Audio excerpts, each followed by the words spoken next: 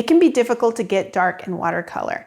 And if your shadows aren't dark enough, then you won't get that feeling of light in your work, no matter how good your color is.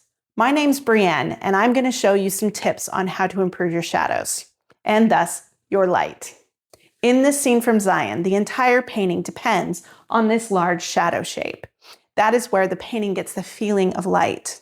So instead of doing the whole entire painting, I'm going to focus on just that part. This is where most beginners struggle. So I'm going to be talking about the things I think about when I'm painting that shape. So the shape itself, the edges, the color, and of course the value. So let me show you what I mean.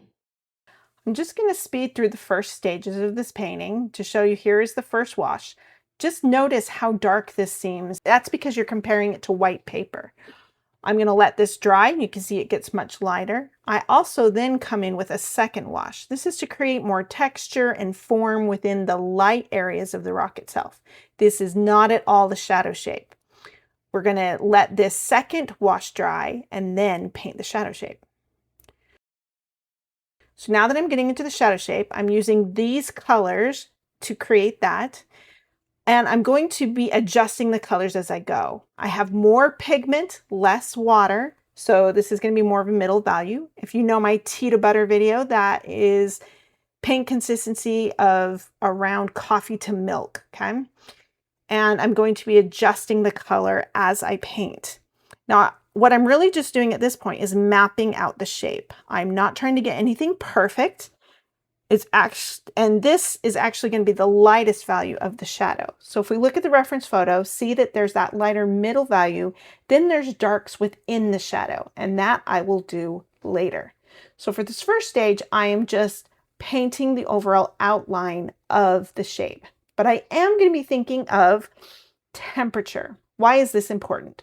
Well, especially in red rock country, when I'm painting red rocks, the shadow goes from warm to cool to warm to cool. And why? Well, the cast shadow is cooler because it tends to reflect more of the sky color, and that's what cools that down. But more importantly, it's a relationship between the warmer form shadow, which especially with red rocks, some of those oranges and reds can be reflected into the form shadow of the rock. So that's why it goes from warm to cool.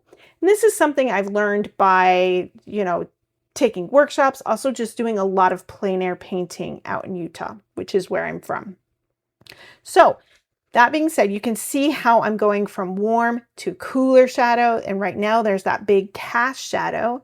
And notice how much blue I'm putting into there. Now, of course, I'm not trying to mimic the color of the shadows from the reference photo exactly. I'm not trying to do that. I'm just trying to think of the nature of the color as I paint. So this kind of thing does happen.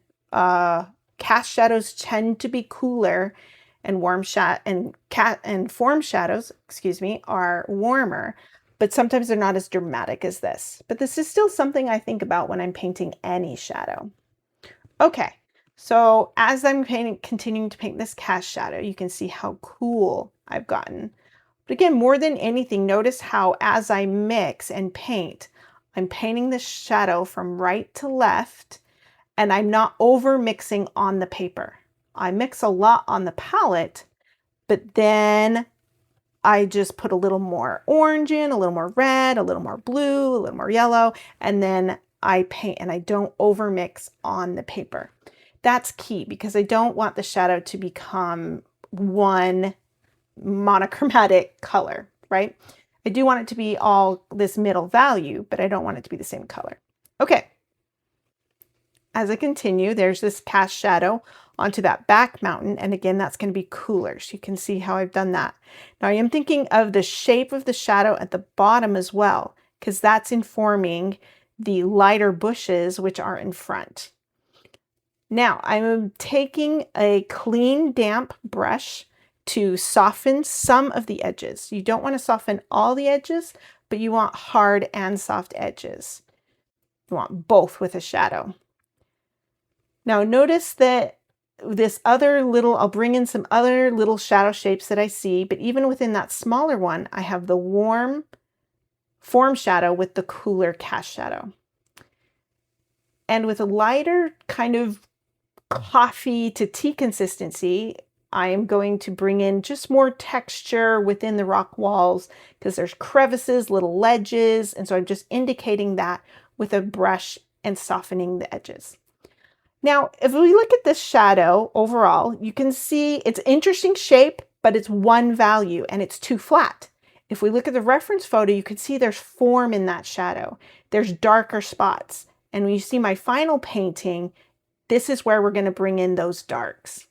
So even though this overall shadow shape is good, this is where most students stop and they don't get dark enough or deep enough. So that's what we're going to do. Notice how this is the moment when the painting is going to start to work and everything's going to fit in place. Look how dark this cast shadow is. Now it's not as dark as it seems. So this is the cast shadow that's on the green shrubs. But then I'm going to bring some darks within that rock shadow. And these are the dark crevices of in the rock, and they're darker. And so there's various values within a shadow. And these are important and something that a lot of beginning artists don't think about. They just think of that first overall shadow. But shadows have depth. They have richness about them. And when you bring in these darker shapes, it will help the shadow become more transparent. Why? Because of value relationships. When a dark shape is next to another shape, it lightens it. And that's what's happening. The shadow before your eyes is starting to become and look more transparent.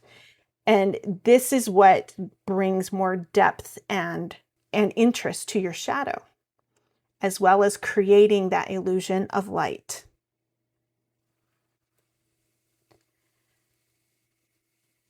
I'm just going to continue dropping in a few of these darks under the other little shadow shapes and little crevices.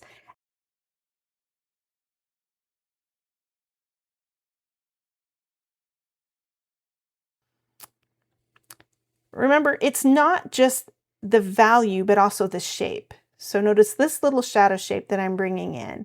I'm really thinking of that form shadow and then that cool cast shadow.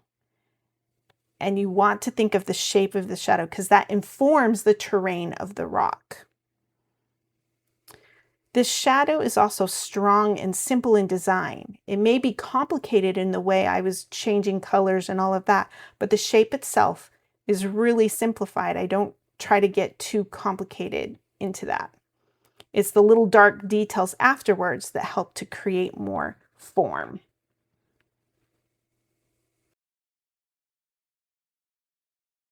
I also, when I bring these shapes in, I soften some edges and leave some hard, just like I do throughout the painting. Then I will just finish the details. I won't go into that, but the darks are what finish it off. Let's compare the final painting with the reference photo and the value study. You can see that the value of the shadow has richness and depth because there is a variation. There's variation of color and there's variation of value. Those dark shapes within that shadow help to create that transparent nature of the shadow and create that feeling of light compared to the sunlit areas of the painting. So if your paintings feel like it's missing the light, often it's not the highlights that aren't light enough, but the shadows that aren't dark enough. So try painting your shadows a little darker than you feel comfortable. Also keep your shapes simple and connected, and this will help create that illusion of light in your work. I hope that you enjoyed watching this video. Thank you so much.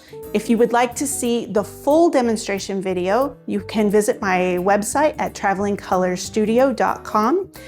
Also, please like and subscribe to my channel if you would like more tips and tutorials. I really appreciate it. Thanks and happy painting.